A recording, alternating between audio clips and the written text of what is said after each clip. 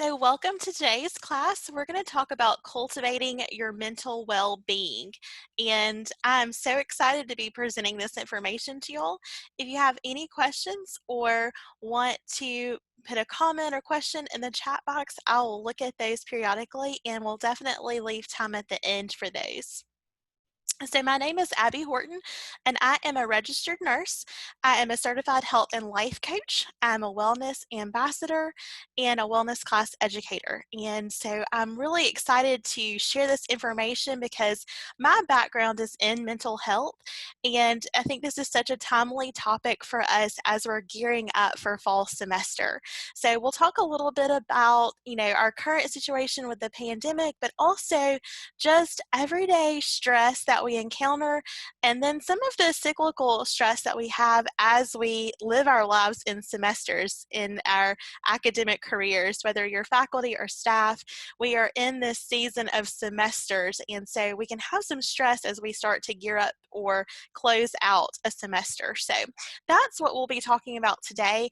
I did list my email address here if you would like that information, and I'll read it for those of you who may not be able to see the screen. It's abby.horton@ua.edu. If you have any questions or want to reach out to me after the presentation, I'll be happy to answer your questions or communicate with you that way. So our goals today are to discuss mental health and to talk about ways to cultivate your mental well-being, and then also how to stress manage, during times that are uncertain, and how to explore self-care practices that can be really helpful to you. And then again, really practically speaking, thinking about specific strategies to develop and support positive coping mechanisms. So those are our goals for the webinar today. So we just want to start out with talking about when we need to seek help. And this looks different for everyone, but according to Psychology Today, we really need to look at if we're feeling sad or angry or overwhelmed or just not ourselves for more than a few days, if we have unhealthy coping mechanisms, which we'll talk about later, if we feel like we've had an additional loss or something that we're grieving beyond just, the everyday stress of living during a pandemic.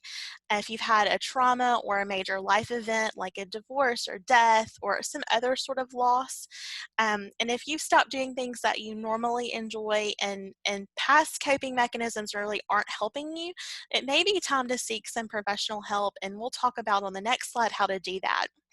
So when we think about resources that we have as UA employees, we have the American Behavioral Health, and they have availability to meet with you in person or on the phone. They have a 24/7 wellness support chat and lots of great resources. And so I've listed their information here for you, their number, and also you can log on to my BAMA and the different HR resources that we have available to really get connected with them, find a counselor or therapist in our area that you can meet with in person or virtually. And then we also have a great American Behavioral Health newsletter that gets sent out by the UA HR Development Department. And so that can be a great source of resources in terms of tips and coping strategies. And then, of course, the CDC has some great resources specific to the pandemic and managing stress and anxiety. And then we have a lot of great material on the wellness.ua.edu website. So many ways to get connected or get help if you need it.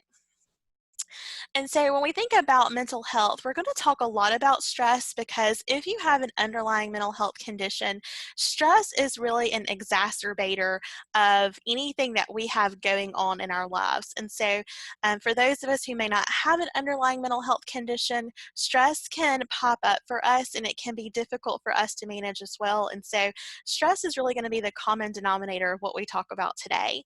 And stress is defined as anything that's mental or physical, and the result of a lack of tools to cope with the demands or pressures of a situation.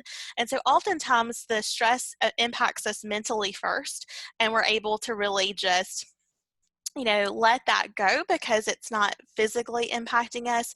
But when we let stress go on for long periods of time, it can impact our physical health. And so we can get things like common colds that we normally don't get, or, we can be unusually fatigued, and it can be difficult for us to start, getting to sleep, or we wake up from sleep. And so really, usually we don't start noticing stress until it's impacting us physically.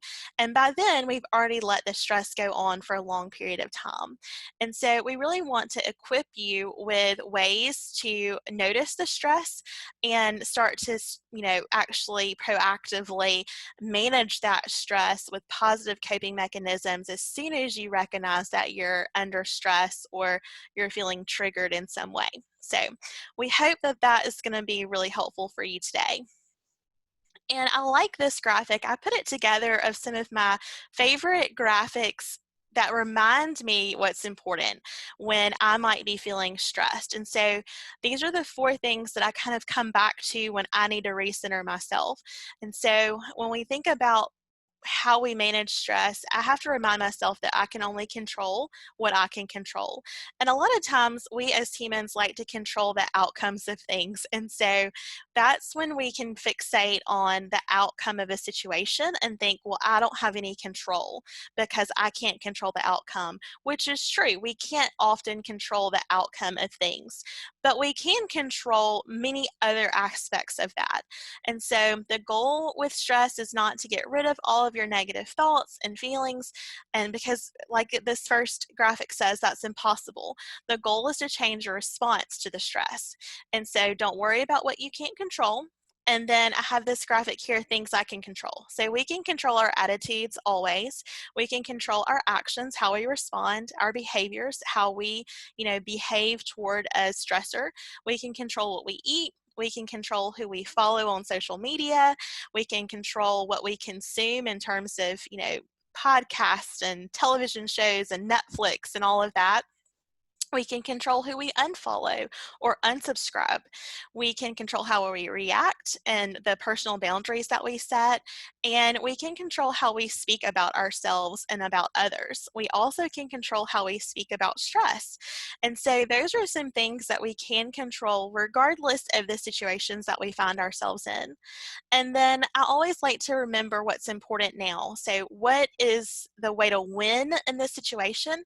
And so that's an acronym, WIN. We all like to be winners. And so the way to win in a stressful situation is to remember what's important now. And that always helps recenter and refocus me.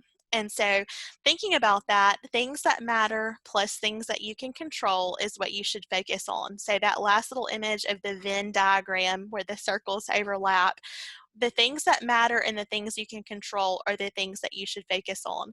There are a lot of things that matter that we don't have a lot of control over, and there are a lot of things that we can control that really aren't major things we should focus our time and attention on. But if it matters and we can control it, those are the things that we should really invest in. So I hope that this helps you think about how to navigate stressful situations. And if you want to take a screenshot or do a screen grab, this is a great one that definitely helps me. If I need to recenter or refocus, I come back to these little principles here. Okay. So, mental illness is really prevalent in our society. 1 in 5 adults experience mental illness, and mental illness can be anything from, stress and coping disorders to anxiety to bipolar disorder or schizophrenia or major depressive disorder. Uh, Multiple personalities or borderline personality disorder, so many different things. There's a continuum there of mental illness that we can experience. And so we know that nearly 1 in 25 adults in America actually live with a serious mental illness, and that's going to be something like bipolar disorder, personality disorders, or schizophrenia. And so we know that mental illness is important, but we often don't talk about it. And so the purpose of this webinar today is really to think about bringing awareness and normalizing talking about our mental health.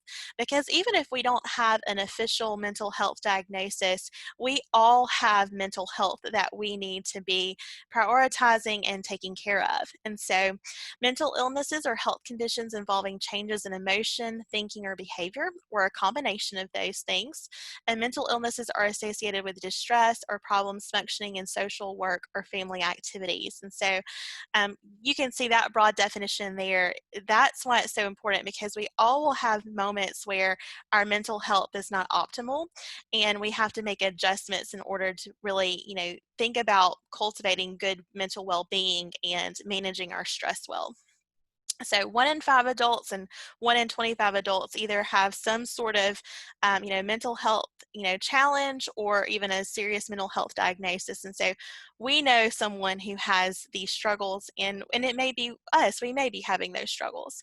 We also know that mental health is not static; it's dynamic. And so you may have a season where you have a really difficult time with a mental health challenge, and then when you come out of that situation or season of life, that's better. And so we know that that's not something that's linear, that we just have one mental health challenge and then, it's over, or we're constantly in that challenge. We know that that can pop up anytime for us. And so common mental health disorders, I mentioned a few, or conditions would be depression, anxiety, stress, PTSD, and trauma. And I'd like to just, point out here, we often think about PTSD with, veterans who've seen combat, or sometimes even, victims of sexual assault. But we can have PTSD from any type of trauma that's unresolved. And so I want to really call your attention to that, because we have these stereotypes of what we think each of these conditions look like. And there are a lot of people who have PTSD from adverse childhood events, and we just know more about sexual assault and, veterans with combat experience that, present with PTSD, but there's so many other people who also do as well. And trauma, especially in childhood, is one of those, is as an example. And then grief. Grief is definitely something that impacts our mental health. Bipolar disorder, schizophrenia, personality disorders, even phobias. So if you have a phobia of something, that's usually something that happened to you in childhood. It might be an adverse childhood event. You definitely can develop phobias there.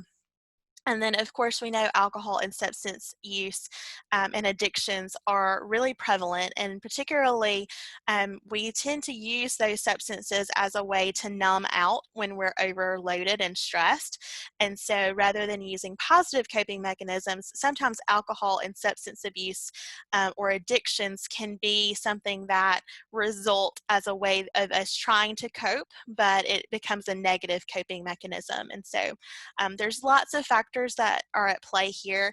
Of course, genetics plays a role as well. And so this is just a broad overview today. We don't want, to delve too deep into each of these conditions, because they are so nuanced, but we do want to mention these. And then panic disorder, there's lots of other things that you could list here, but these are the big ones that we wanted to touch on. And so again, hereditary factors or genetics can play a role.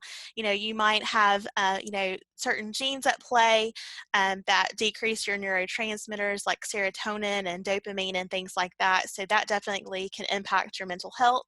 Of course, there's environmental and situational influences like stressors, due to prolonged, chronic illness, mental illness. It could be a lack of, care as a child, or lack of resources. You could have physical factors like an injury, or, a tumor, or something physically that's causing the issue. And then again, traumatic experiences that could play a role. And those could be things like a traumatic brain injury from a car wreck, or a sports injury, or it could be traumatic experiences, like abuse or neglect or things like that. So definitely lots of factors that play into our overall mental health. And then when we have mental health care, we think about different, providers of mental health care. And so we can have psychiatrists or psychologists, counselors or therapists, and then we even have life coaches and health coaches. And so these are all professionals that you can reach out to, but most often you're going to see your regular family doctor before you see anyone else. And so it's important to let them know when you do your annual physical exam that you may be having some some challenges and you may need some additional support. And then you might see one of these, professionals that really specialize in mental health. But typically it's going to be, a primary care provider like your family medical doctor or your OBGYN or someone like that who notices that there's an issue or who asks you about, your mental well-being, and then you might get referred out to one of these specialists. And so I just wanted to touch on that. Most often people will go and see counselors. And so that is pretty typical, but you might need to see a psychiatrist or a psychologist if you're needing longer term treatment, or a psychiatrist if you're needing a prescription for medications, although a family medical doctor could do that as well. So lots of different options in terms of getting mental health care. And then access to mental health care. It's important to think about, with the prevalence of mental health disorders, there's a profound shortage of providers, particularly psychiatrists. And so we know that there's 111 million people who are living, in a mental health professional shortage area, based on the U.S. Department of Health and Human Services. In Tuscaloosa, we're really fortunate to have a lot of providers, particularly for those who are over the age of 18 or 19 years old.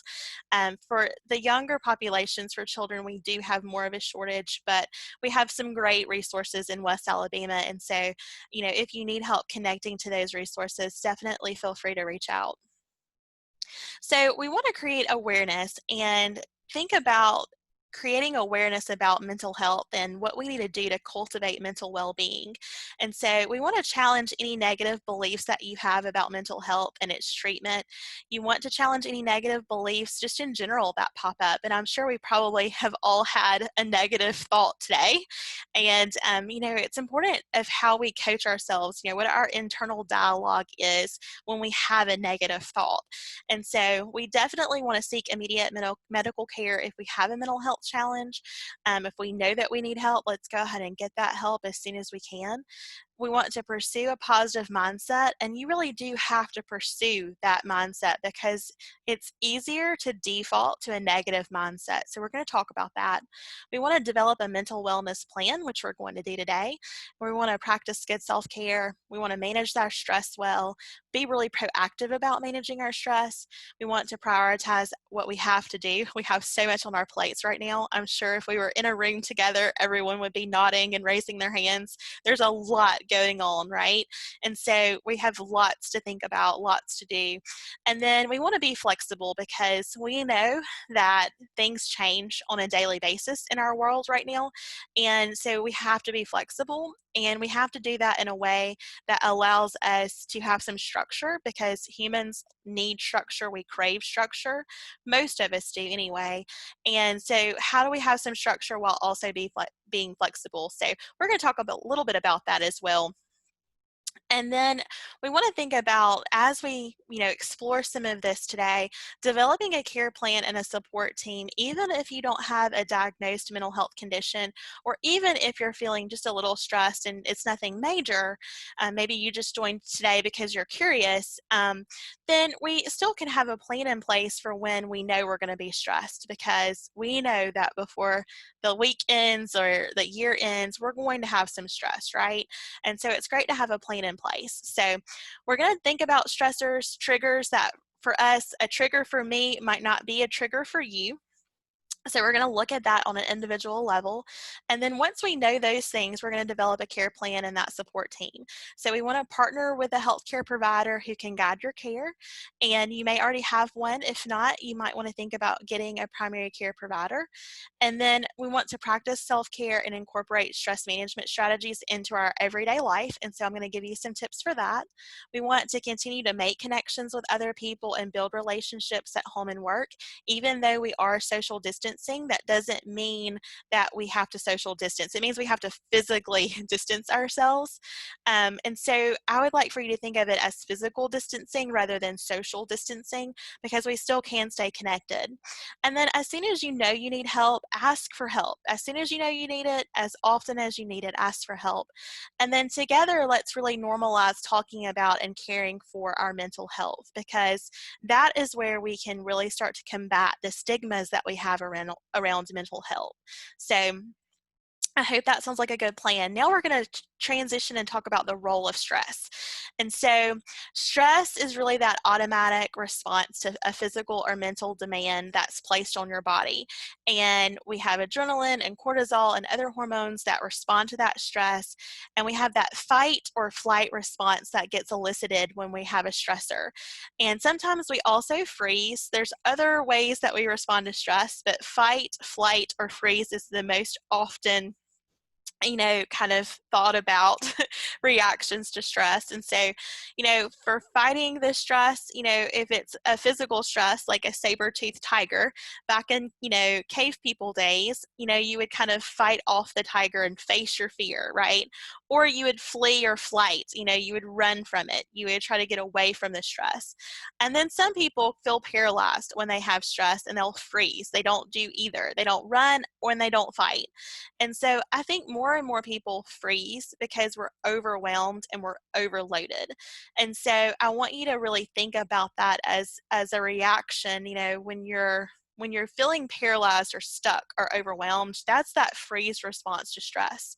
And so we don't talk about freeze a lot, but I think it's important because I think we do that more now than ever.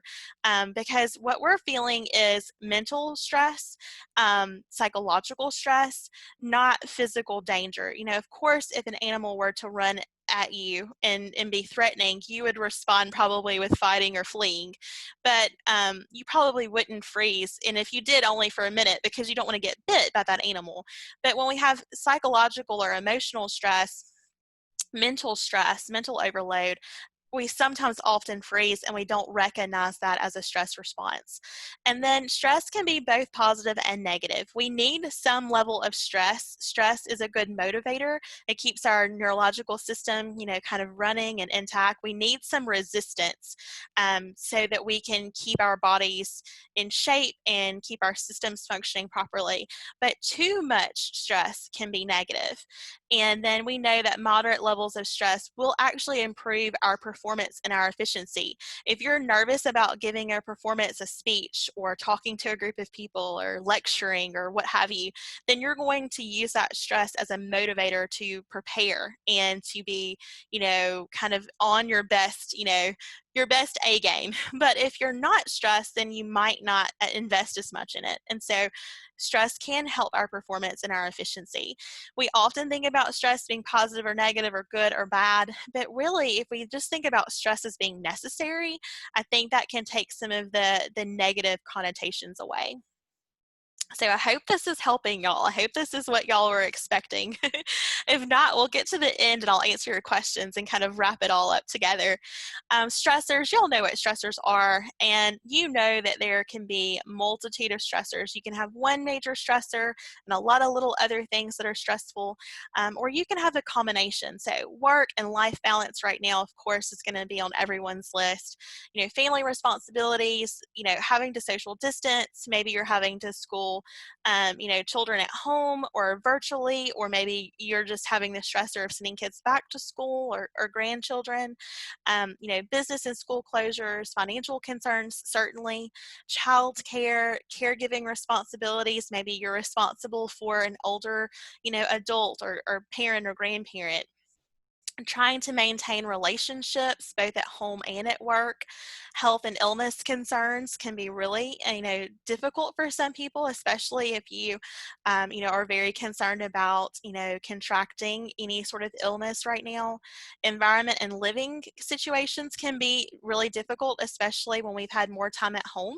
And then just the uncertainty of not knowing what to expect can really weigh heavily on us right now.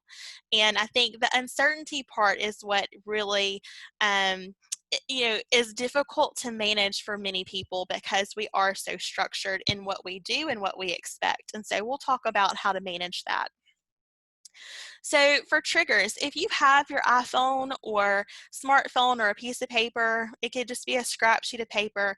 If you want to think about 3 to 5 things that trigger you, and when I mean trigger you, what is something that makes your stress level, that cortisol adrenaline rush that you get, what does that for you?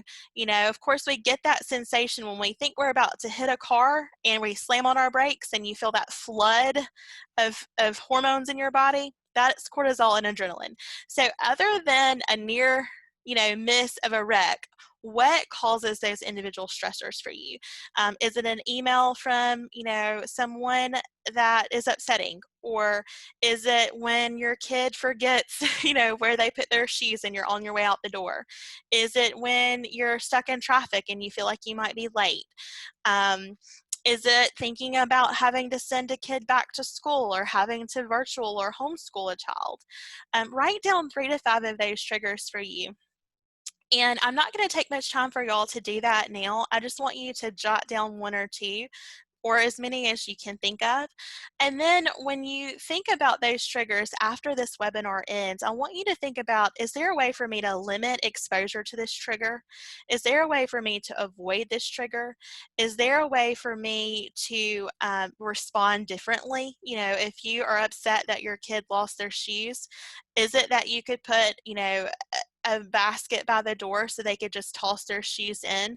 That's easier for kids than for you to have something structured and hidden away. If they can just toss their shoes into a basket. Maybe it's that you can't find your mask. Maybe you need to find a basket near your door to put all the clean masks in. Whatever it is for you, I want you to think about how to avoid that trigger, limit that trigger, or how to solve, problem solve, how to, make that trigger be something productive and positive. And so think about those things, explore some self-care and stress management strategies to help you cope, and then decide how you're going to respond. So if you know that you're constantly running late, or you have someone in your family who's constantly losing something, and you've tried strategies to help that, to avoid it, to limit it, to make sure it doesn't happen and it continues to, then we sometimes get upset as we did the first 100 times it happened. And that's really not productive. So if you know that there's a trigger that is difficult for you to control, then you can control your response. And, it's exhausting when we get super angry or super frustrated, and it really depletes our body and our energy stores. It actually uses up vitamins and nutrients to get angry and to get that frustrated. And so it may be that you can start doing something internally, like counting to 10 or stepping away or giving yourself a timeout, where you don't actually respond to that trigger the way that you have been. And that will help. So those are some ways that you can start to think about how to manage stress from a practical standpoint. And then taking that a step further, thinking about, managing stress and the importance of it, when we can do that well, when we can manage stress well, our physical health improves, our emotions stabilize, we tend to be, happier and more positive and more hopeful people, and then our ability to focus improves. And so if you think about having better focus, having a better attitude, being more hopeful and happier, and having more energy and stamina, if you are late, or if you do have a child that loses their mask or their shoes, or if you do get an email that upsets you, those things are going to feel less overwhelming to you if you are in a good place mentally, physically, emotionally, and you have the focus that you need to be able to adjust and to adapt to that situation. And so that's the benefit of managing your stress well, and anticipating that you're going to have stressors, because the goal is not to eliminate all stress. That's not possible. The goal really is to respond to stress better, and to anticipate and to avoid as much as you can. But just knowing that as long as you're living, breathing, interacting with the world, you're going to have stress. And so the elimination of stress is not the goal. that really helped me because I have a very all or nothing mindset sometimes. And so I think, wow, if I can't eliminate all of my stressors, I'm not doing a great job. But I've realized over the last few years of really diving deep into health and life coaching is that, we're going to have stress. That's normal, that's to be expected. But it's how we actually approach the stress that needs to change. And so we want to cultivate calm. So I like to tell my students, I send them messages usually once a week that says, "You got this," because we all need to hear someone in our corner cheerleading for us and telling us that we've got it, that we can handle it. And so I want you to acknowledge your feelings and remember that it's okay to feel anxious. And, we want to stay informed, but we need to take breaks regularly from the news and disconnect. We need to offer, stress management and offset stress with positive calming activities that you enjoy. We need to remain hopeful and optimistic. We need to plan and prepare for the unexpected but not get overwhelmed in it, and be really practical about this. So meal planning and grocery shopping. Right now that can be really stressful to grocery shop. So maybe you use a delivery service, or maybe you order your groceries and pick them up curbside. Maybe you have someone do that for you, a neighborhood kid, or maybe a family member. Have some general household supplies on hand and make sure that you have extras of things so that you're not, upset or overly concerned when you run out of something that you need. So those are just a few examples of how you can create calm and cultivate calm in your everyday life by planning ahead. So we'll offer some more suggestions as we go along. I also think it's important to maintain normalcy. And normal is relative. So, normal, I say that with air quotes because what's normal for me is not your normal. But normalcy is just that everyday structure that we expect. And so, if you do a Google search of tips to maintain normalcy during COVID-19, you'll see this graphic here that says COVID-19 tips to help maintain normalcy. And basically, the gist of it is that you control what you can control, you take care of your mental and physical needs, you practice mindfulness, and you focus on your breathing. And so I'm going to provide you some resources at the end to help with those things. But I think it's important when we know what to expect, we can definitely adapt easier and we can manage our stress better. And that's true for children too. So if you're parenting right now during this time, if you can give them some things that they have to look forward to, like for example, with me and my children, they have Friday night pizza to look forward to. So lots of things may change and need to be adjusted this week, but one thing that they know that they can count on is pizza on Friday night. And that's enough of a normalcy, and enough of a routine for them to have some structure and to feel safe. Because when we have that structure, it's really creating a sense of safety and a sense of belonging. And that's what we get from structure and routine. So the way that you can, build that into your day is going to look different. But if you can focus on doing a few things every week to reset, or maybe a handful of things in the morning that you do before you go out the door for work or school, those are the kinds of things that will help create a sense of calm. And then stay connected. There's so many great ways to be connected in the age of technology, whether it's FaceTime or calling or texting, or, kind of more of an old fashioned, card or letter, which I love to do. I do that periodically. Or maybe it's social media or free online resources. Maybe you have virtual parties and play dates, or social distancing, parties and play dates. Checking on your neighbors, taking more walks, getting outside. There's lots of ways to stay connected while you're practicing your social or physical distancing. And I know a lot of us probably have been on a lot of Zooms since March. And so you might have Zoom fatigue, but maybe there's, a Zoom that you can set up for your friends to get together, have a virtual coffee date on Zoom or something like that, just to make things fun and exciting and keep things interesting, because we can get stuck in our same habits and routines, which we need to feel that comfort and safety. But we also need a little bit of variety as well. So definitely interject that through staying connected and building those relationships. So, if you're like me and you need a little bit of a permission slip to put yourself and your health first, to say no, to ask for help, and to carve out time for yourself, then this is your virtual permission slip. I am very much a person who likes to be given permission to do things. I sometimes put others ahead of myself and prioritize helping others rather than, prioritizing my own, needs. And so that's good. And that's really, a great quality that many of us have, especially in our UA community. There's so many selfless, wonderful people in our community. And so I feel like we all need a little bit of a permission slip every once in a while to just, set some healthy boundaries, to say no, to ask for help, and to really put ourselves and our health first. So this is your permission slip for me. Some coping strategies that you can use. I've got 2 pages of these, and I'm not going to go through all of them, but this is just a great way for you to think about and brainstorm self-care or coping strategies. So it's never a bad idea to put, a hit pause button in your life and reset, rest and reset as often as you need to. Set realistic expectations and break down tasks or projects into manageable to-do list items. Try to avoid, procrastinating, because that can create more stress.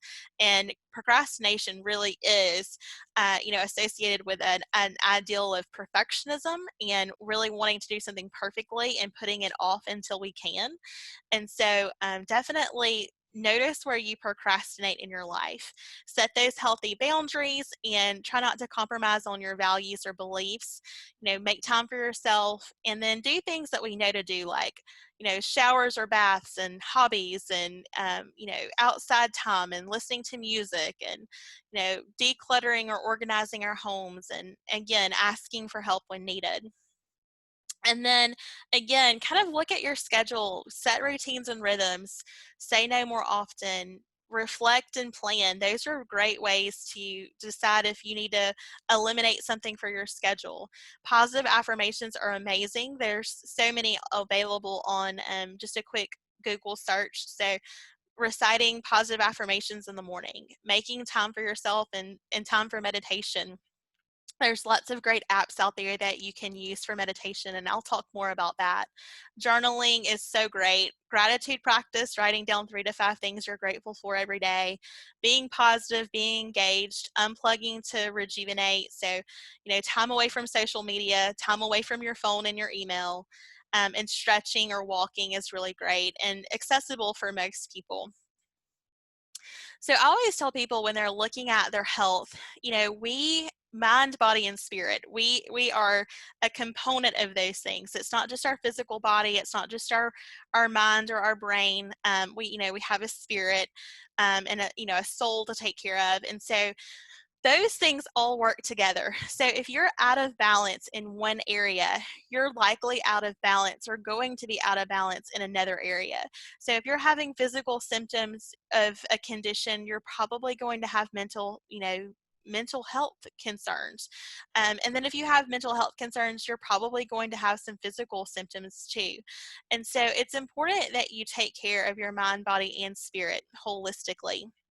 So I have this 5 to thrive saying, and these are my wellness basics. So that's why you see the map, GPS, little red pin there that says start here, because when you're struggling in any area of your life, whether it's stress, time management, relationships, work, home, mental or physical health, if you start with these 5 things, I think these are foundational to really resetting your life. And so sleeping well, aiming for 7 to 8 hours a night, staying hydrated, drinking about half of your body weight in ounces a day, striving for a healthy plate, eating, half of your plate, being vegetables and vibrant vegetables. So eating the rainbow, not just eating beige foods. We tend to only really eat beige foods. So you want to eat more than just, potatoes and starchy carbs and meats and proteins. You want, greens, but also reds and yellows and oranges on your plate, and purples. And so we'll look at more at that in the next couple of slides. And then moving your body every day. Even if you can't exercise, we recommend 4 to 5 days a week of 30 to 45 minutes of exercise is the standard for, moving your body and exercising. But moving your body every day could just be, doing squats while you wait on your coffee to get started, or it could be, a dance party as you're cooking dinner tonight. It can be anything, just intentionally moving your body. Our bodies are designed to move every day. And then meditation. So 3 to 5 minutes to start is ideal. So I'm going to delve a little bit deeper into this. For sleep, it's fundamental to your health. And so, sleeping 7 to 8 hours nightly and being in bed and asleep by 10 p.m. is important, because that resets your circadian rhythms. And most of your, restoration of your body and your healing is going to be between 10 p.m. and midnight. So going to bed late and sleeping, later in the morning to get your 7 to 8 hours is not as beneficial. And then starting an evening routine, we call it a power down hour, where you get ready for bed and you have this routine of, maybe it's, supplements and face cream and, less screen time. There's many, many routines that you can implement, but having kind of a routine before bed helps your body to prepare for bed and for good sleep. And then making sure that you don't have a lot of blue light exposure after 9, so on devices and phones and things. And you want to keep your room cool and dark and quiet. You might want to use a noise maker. That helps for some people to have that background noise, like a fan or a noise maker or noise machine. That can be really beneficial. But you want your room to be cool and dark, and you want to make sure that you don't use a lot of night lights unless you need it for safety reasons or for small children. But those are going to be the best conditions to really promote your sleep. And then for hydration, you want to really set a hydration goal and set a reminder to drink water. Drinking half your body weight in ounces, you want to make sure you don't overhydrate, but usually 64 ounces of water is not enough, which is kind of the standard recommendation. So track how much water you drink. You can do this on your phone in the Notes app, or you can have a special app for this. It can be really simple. It could be a piece of paper that you keep it. But you want to just make sure that you see how much water you're drinking and how good you feel when you drink that water. So if I'm working from home and I'm not talking a lot, I'm not going to need as much water as if I'm on campus walking out in the August heat and teaching multiple classes a day. So your water intake is going to fluctuate based on those needs. Make sure that you habit stack. So if you have a difficult time drinking water, make sure that, every time you sit at your desk, you take a drink of water, or you sip on your water during a commercial break, or, on a Zoom call. Carry your water bottle with you, especially as we're transitioning back to campus. And then if it's not fun for you to drink water, maybe try some fruit or herbs, or you can even use like carbonated fizzy water. That's a great way to transition to get more water in. We can actually have physiological induced anxiety when we are dehydrated. And so when we have a stressor like, an email that upsets us and we're dehydrated, that is, a perfect formula for having some anxiety. And then nutrition. This is kind of the eat the rainbow slide. So make sure you have a balanced meal. Try to have a protein, a complex carbohydrate, and a healthy fat at every meal, because when we have dips in our blood sugar, we can also have exacerbations of anxiety.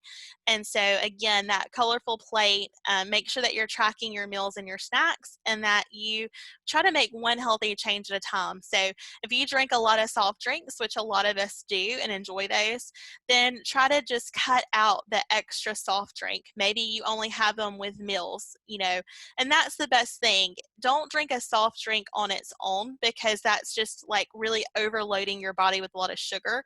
So if you have to have your Coke, then try to drink that Coke with a meal, with lunch or dinner, so that you're not just having it on its own, because that's going to be really difficult for your body to have that kind of rush of sugar.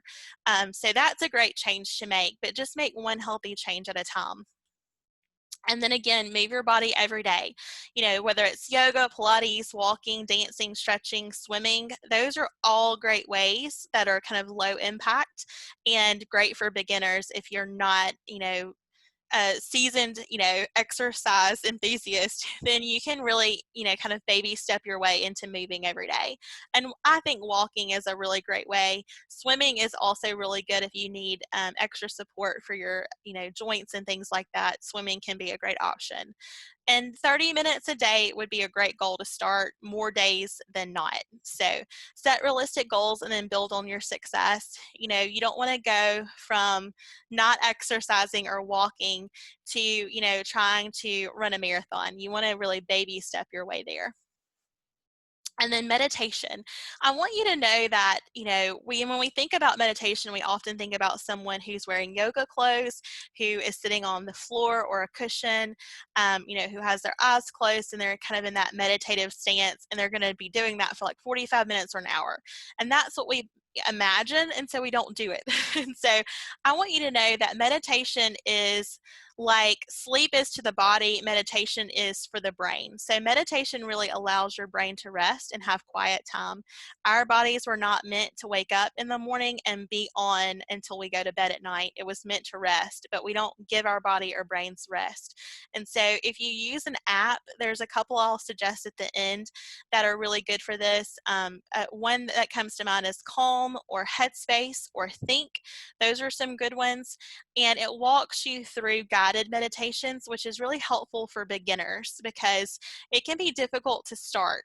I do this before I go in for a clinical day, or before I go and teach a class. I will do a meditation to kind of recenter and refocus myself. So you'll see me sitting in my minivan in a parking lot doing meditation. And my students noticed, and they would say, Miss Horton, why are your eyes closed? What are you doing before you come meet us? And I'll say, I'm doing meditation to get set for the day. And so they laugh, but then we use that as a teaching moment. And then I show them how to do it because it's great to recenter and refocus. It helps you be more present in the moment, and it helps you be mindful of distractions. So again, if you're thinking about all of the things that you have to do right now, which many of you probably are, you may even be working while you're listening to that, and that's completely okay. I get it. We're really busy people, right? But if you can think about sitting quietly for 3 to 5 minutes, if the next thing on your to-do list, like your grocery store list, is kind of, going through your mind, it's not the purpose of meditation to not think about that list. So it's okay that that pops into your brain. What your meditation practice is doing is it's teaching you how to let that thought go. So if you're not meditating, you probably have to stop right then and write it down. But with a meditation practice, the purpose is not to be free of thought. It's to be able to have a thought come into your mind and then to let it go and come back to it. And that's what's teaching you the habit of being present, being mindful, and helping you really with your focus. If you struggle with focus or ADHD or ADD, this is really helpful for people with those challenges. Okay, and then just reminders. We all know this, but I think it's important to know. Alcohol use, caffeine, energy drinks, tobacco, smoking, vaping, all of these substances that we can use to kind of, numb our stress. Can work in the short term, but they can have, really lasting, harmful impacts on our health. And so just be mindful of what you use. I mean, you can use food. Food is one of the most used ways that we, kind of try to numb out from stress. And so that's why we reach for carbs, because when we eat carbs, we have some dopamine that's released and we feel better. That's when we keep eating them. That's when we go for those donuts. That's when we have a glass of wine or beer, because it releases that dopamine. And so again, any of these substances will kind of create that response. And so just be mindful of it, particularly, in this season where we're at home more and we have more stress. It's easier to reach for the negative, coping mechanisms that we might have, or to reach for a mechanism that's not inherently negative, but we can actually overuse it and have some negative effects. So that's just my reminder. And then I want to encourage you to remember that finding balance looks different for everyone.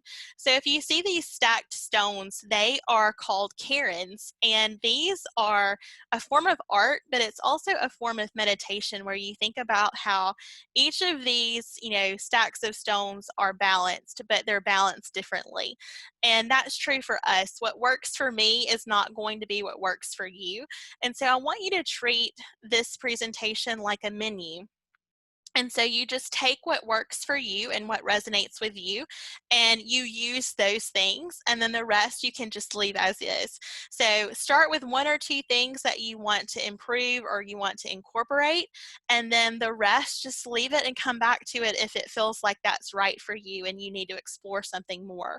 And so I'm going to go through some slides of practical resources for you, and so we can make these available. So I might not hit on every slide, but I just want to go through a toolkit of things that I find to be really helpful. And then just to encourage you to celebrate your wins. We have all overcome a lot since March to be here today. And so I want you to think about all of the things that you can celebrate. You may probably focus on the things that have not gone well or have not gone according to plan since March.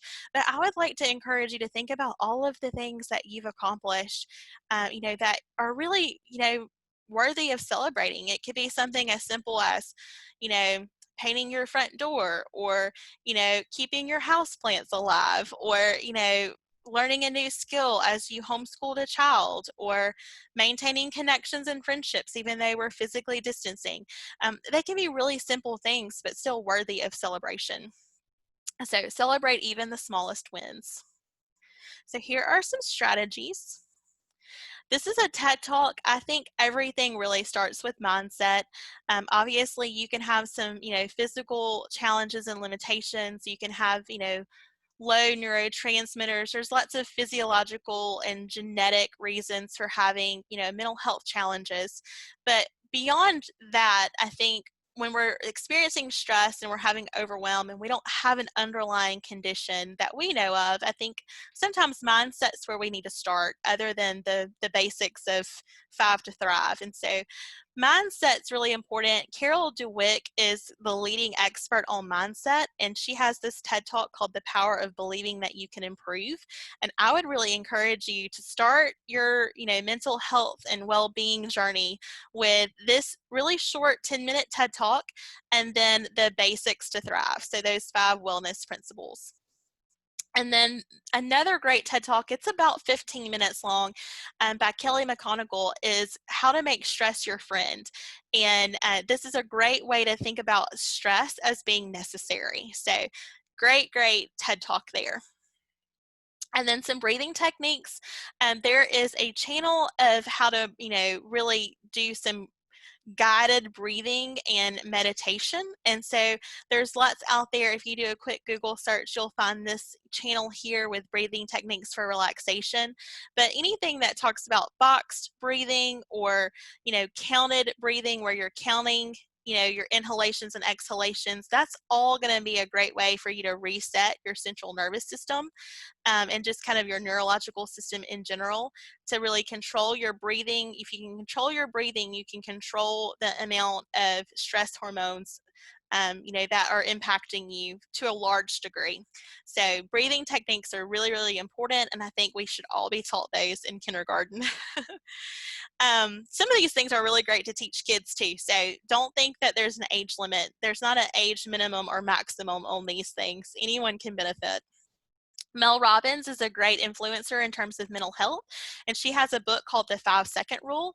And really the principle of the book, while she was battling depression, she, really kind of imagined one day that she was a rocket that was going to blast out of bed, because she was dealing with a lot of depression. She had had some major life events. She was an attorney, and she and her husband with their small children were going through bankruptcy and marital issues and lots of things.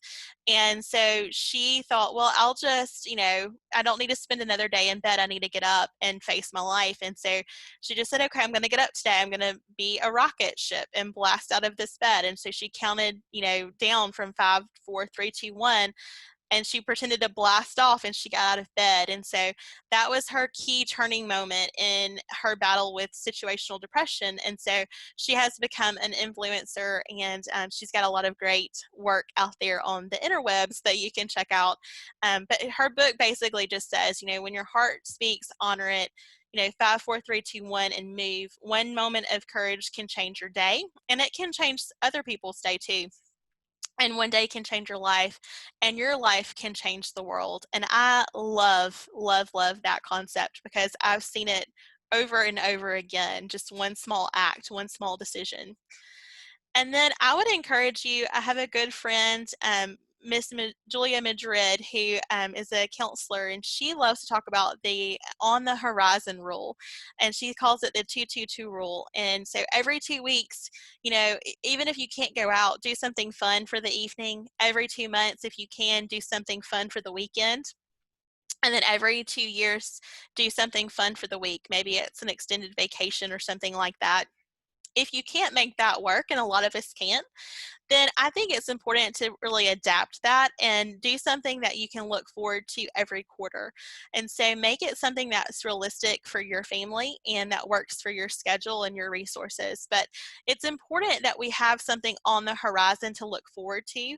And, we need structure, we crave structure, but we also crave, something, to look forward to, something to be spontaneous about, that extra variety in our life can really be beneficial for our mental health. And that's when we look forward to holidays and vacations and, sports events and things, because it gives us something to look forward to outside of the ordinary. And so I would encourage you to have something on the horizon. Maybe take your calendar out this afternoon and put something on the books this month to celebrate as we transition back to campus.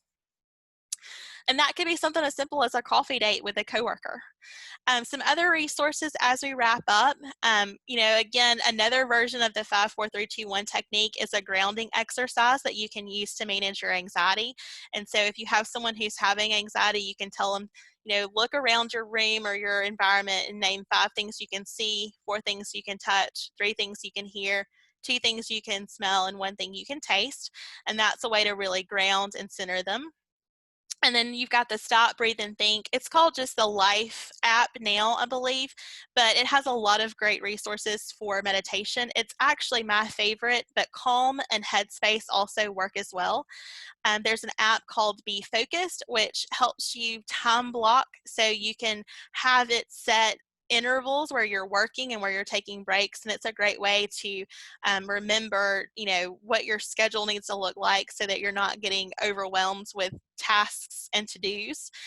This Breathe and Relax app is a free app that you can get to do some of that boxed breathing that I talked about. And then Colorfly is just a fun, app that you can download with some in-app purchases, and you can actually color. So coloring for adults, which is really a great way to relax. And then this last app is the Motivation app. It's the M in the center of the black, kind of square-ish circle.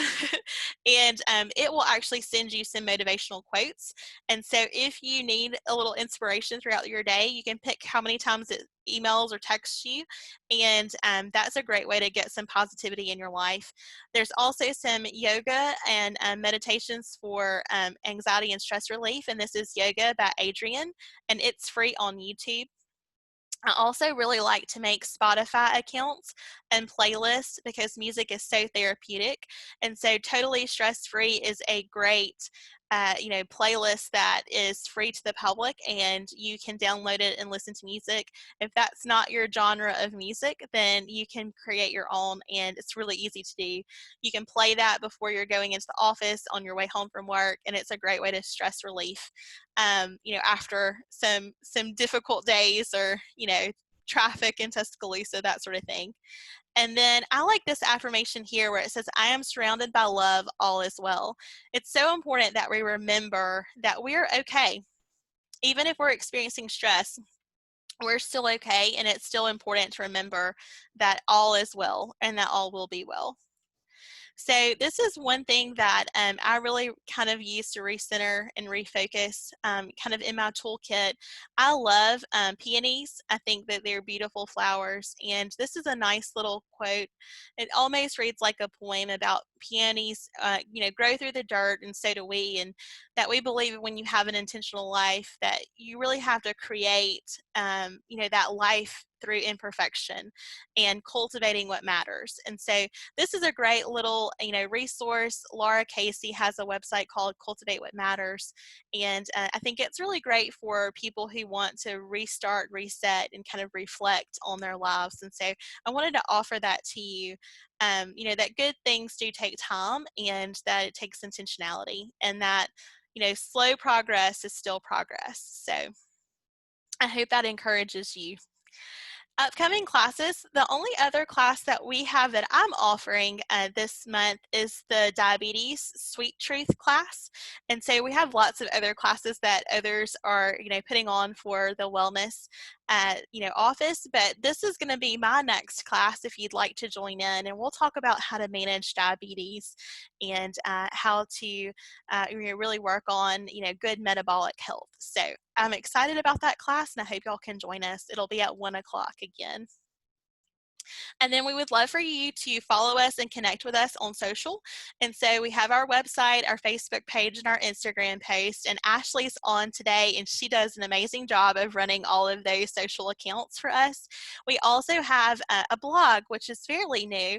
And so for each class that we offer that I teach, we will have a blog, usually posted the day before, and it will have some additional resources and takeaways. And so you're welcome to go to worklife.ua.edu/blog/ and you will find the write-up for each of the classes, including the one today. And I do have some additional resources there that aren't posted here. And then we also have just, some general information on COVID. So we have that on the HR website. And we also want you to know that we have health and life coaching that I offer. And it's free of charge as a benefit, for being a UA employee. And if you want more information about that, just send me an email and let me know that health and life coaching is something that you're interested in. So now, if y'all have questions, I'm going to go to the chat.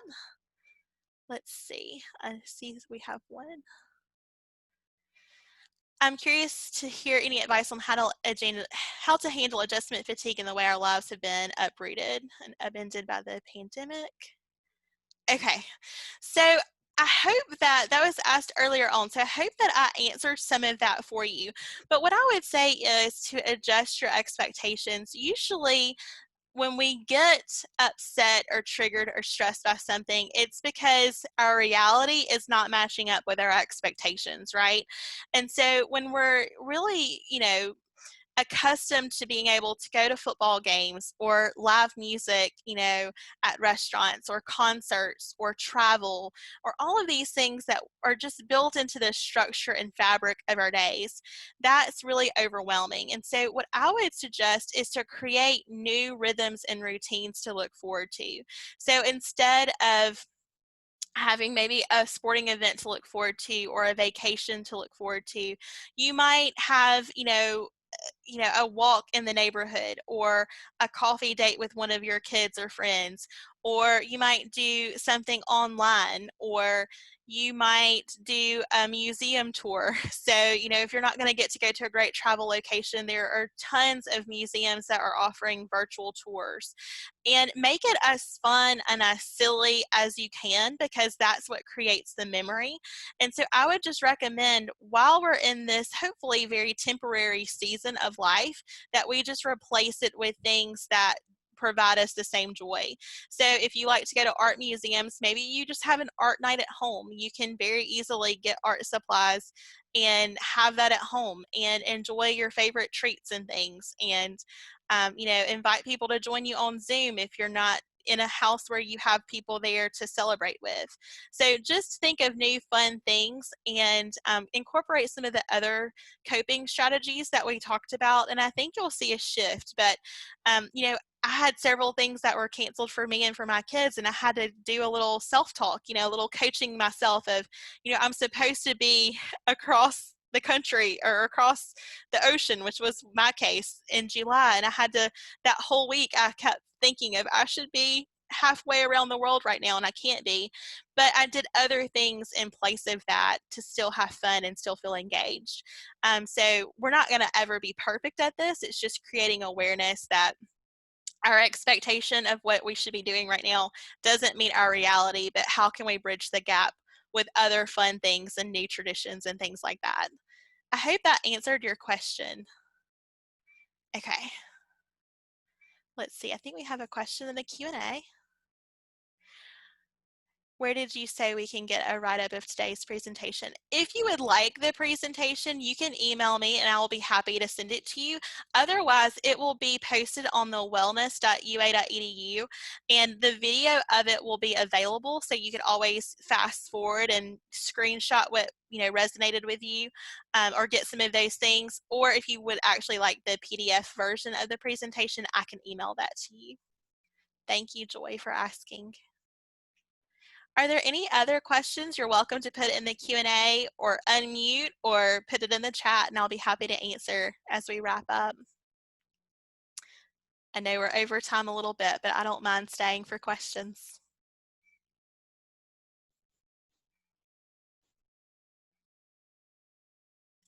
Wait just a couple more minutes. I know I'm not the fastest typer, so I don't want to end without making sure everyone is good on their questions. Has this been helpful? Is this kind of what you were expecting? You're welcome to drop in the chat if you had a particular part that resonated with you. We love feedback.